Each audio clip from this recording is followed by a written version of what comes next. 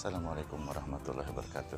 Dapat jadi Anda sudah tahu tentang ADHD dan ADD, di mana selama ini Anda mengenal ADD dan ADHD hanya terjadi pada anak-anak kita yang masih kecil. Kemarin sempat saya bahas tentang siswa-siswa dengan ADD dan ADHD. Kali ini saya akan membahas tentang mahasiswa dengan ADD dan ADHD. Dapat jadi Anda penasaran dengan hal ini. Kok ternyata ada mahasiswa kita yang mengalami atau yang masih menderita ADD dan ADHD. Mau tahu lebih lanjut tentang hal ini? Silahkan disimak video saya berikut ini.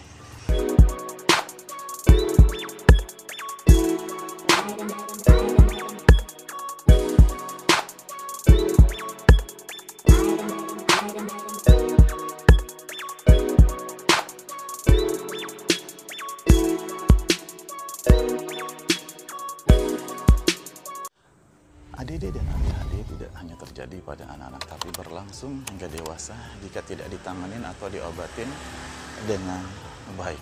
Yang jadi permasalahan adalah apabila ADD dan ADHD ini bercampur dengan kondisi perilaku yang lain seperti yang sudah saya pernah jelaskan, yaitu keras kepala dan emosional. Dan yang penting dari apa yang saya jelaskan ini adalah untuk proses pemahaman Anda sebagai orang tua. Apa yang terjadi pada anak Anda yang sudah dewasa, di mana dia sudah kuliah, di mana dia menurut pendapat Anda sudah dapat berpikir dengan lebih baik lagi, dapat berpikir dengan bijak, tapi kok perilakunya masih seperti itu. Makanya untuk inilah saya memberikan edukasi kepada Anda mengenai ADD dan ADHD yang terjadi pada anak-anak Anda yang sudah menjadi mahasiswa. ADD dan ADHD pada manusia pada prinsipnya adalah permasalahan pada lobus frontalis, otak bagian depan dari kita sebagai manusia. Hal yang paling utama yang sering terjadi pada ADD dan ADHD adalah moral, etik, dan sopan santun yang buruk. Kemudian kemampuan dia untuk memplanning hidupnya akan datang juga bermasalah. Kemudian kemampuan dia berpikir terhadap hal yang teliti ataupun terhadap hal yang harus dia kerjakan pada saat ini membuat dia menjadi kesulitan. Inilah yang harus kita pahamin sebagai orang tua. Yang pertama yang akan saya bahas tentang ADD dan ADHD dengan perilaku yang buruk. Jadi sopan santun mereka, moral etik mereka boleh dikatakan buruk. Dapat jadi kita melihat ada orang mengatakan orang kampung datang ke kota. Inilah kondisi anak-anak kita yang dewasa yang menderita ADHD. Pada saat kita kuliahkan di kota, maka apa yang terjadi pada dia? Dia merasa bebas, dia merasa lepas dari orang tuanya. Di mana selama ini sebenarnya perilakunya sudah buruk lebih dahulu. Nah, di sini yang perlu kejelian dari orang tua untuk memahami perilaku anak Anda buruk atau tidak pada saat di rumah. Nah, begitu Anda lepas anak Anda untuk kuliah jauh dari diri Anda, dia hidup dengan kos, maka keburukan ini akan semakin nampak. Walaupun dia tidak akan bilang kepada orang tuanya, tapi Anda akan menjadi bingung. Mengapa hal ini terjadi pada anak Anda?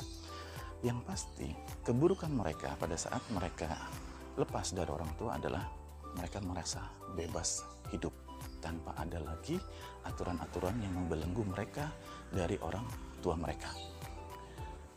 Mereka bisa pulang malam, mereka bisa pergi ke diskotik, mereka bisa minum minuman keras, mereka hidup bebas dan lain sebagainya tanpa ada proses lebih lanjut dari proses berpikirnya bahwa hidup itu tidak baik dengan cara seperti itu.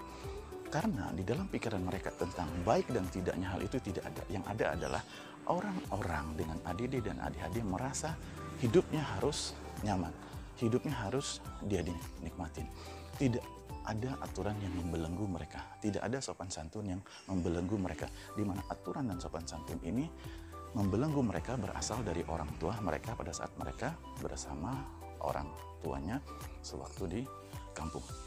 Oleh karena itulah pada saat Anda memahami bahwa anak Anda ini menderita ADD dan ADHD, maka pada saat dia jauh dari diri Anda sebagai orang tua, maka Anda harus memperhatikan kondisi hal ini.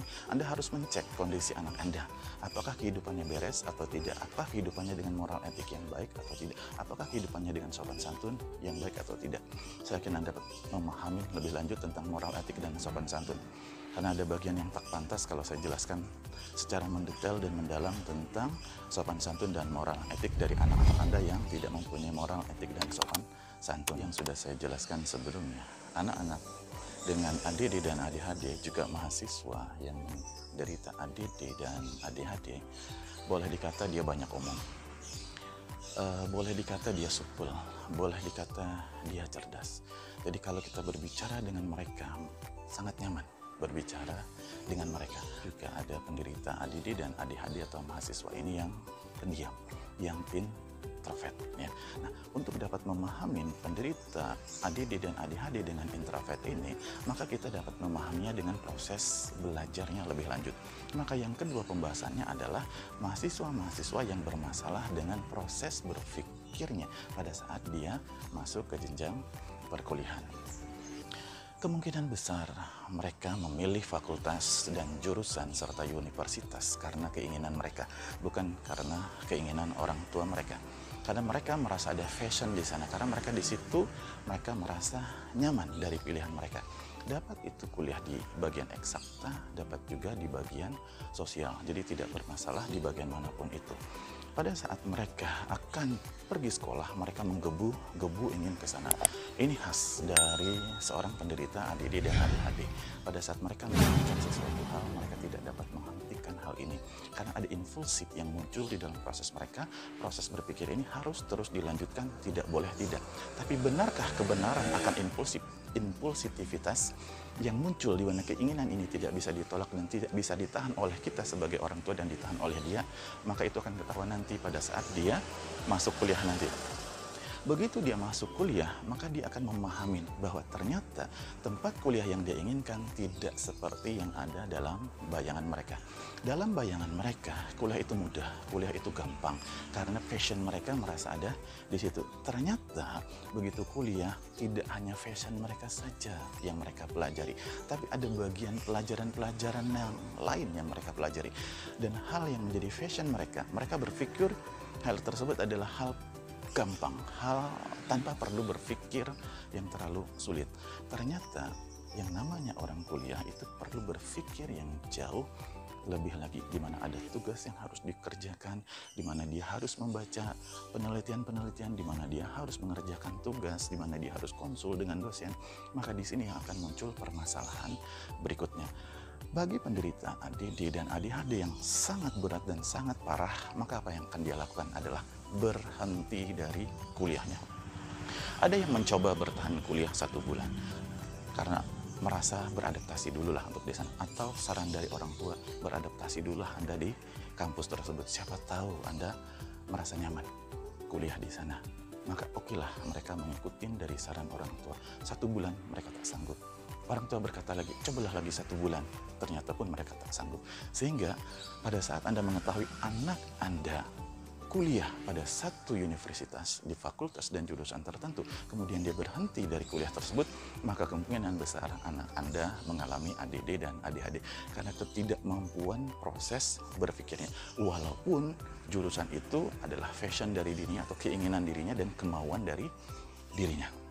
Ada juga yang masih mampu bertahan hingga 6 bulan, kemudian tidak mampu. Dia berpikir, ya kalau pindah ke fakultas lain, sepertinya fakultas lain misalnya dari jurusan IPA ke jurusan IVS, mereka merasa, kayaknya lebih mudah Pak, lebih baik saya transfer, lebih baik saya pindah. Bahkan ada yang berpikir, lebih baik saya ikut kelas eksekutif yang hanya turun di Sabtu dan Minggu saja. Tapi nanti pada faktanya yang Anda harus pahamin sebagai orang tua, mereka kembali akan mandek lagi dalam proses kuliah ini. Bukan berarti mereka bodoh, bukan berarti mereka tidak pintar, karena ketidakmampuan proses berpikir menghadapi sesuatu hal yang begitu cepat.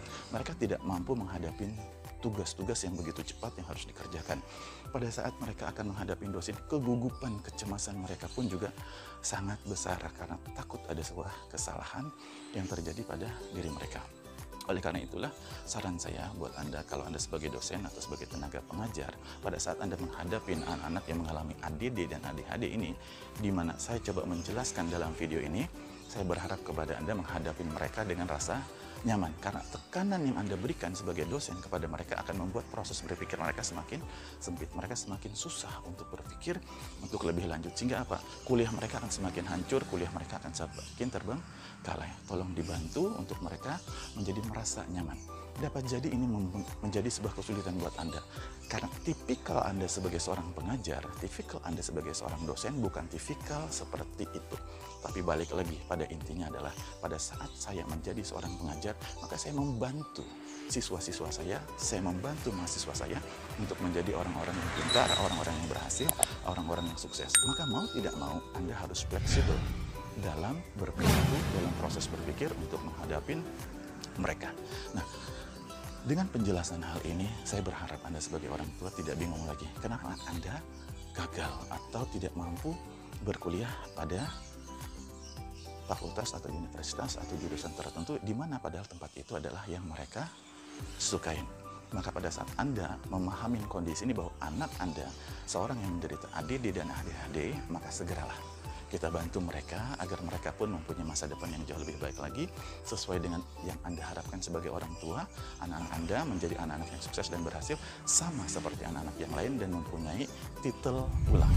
Paling tidak pasti Anda berpikir dia lulus di S1, bahkan kalau bisa berlanjut di S2 juga bisa. Saya akan menjelaskan lebih lanjut tentang ADD dan ADHD pada mahasiswa dengan berbagai macam jenis mahasiswa lainnya pada video-video saya selanjutnya. Untuk kali ini hanya sampai di bagian ini saya menjelaskan kepada Anda. Jika ada pertanyaan silahkan diketik, sampaikan di kolom komentar agar kita dapat berdiskusi jauh lebih lanjut tentang anak-anak Anda yang sudah dewasa tapi dengan perilaku yang cukup aneh, bahkan tidak mau berkuliah lagi di tempat kuliah yang dia inginkan. Yang paling penting buat Anda adalah tekan tombol subscribe agar Anda dapat berlangganan video saya. Tombol loncengnya agar Anda dapat tahu setiap kali video saya baru saya keluarkan. Dan yang ketiga yang penting buat Anda adalah share video ini. Ada banyak orang tua di luar sana yang tidak tahu tentang kondisi anak-anak mereka. Pada saat Anda share, maka Anda membantu mereka pula sebagai orang tua untuk memahami kondisi anak-anak mereka.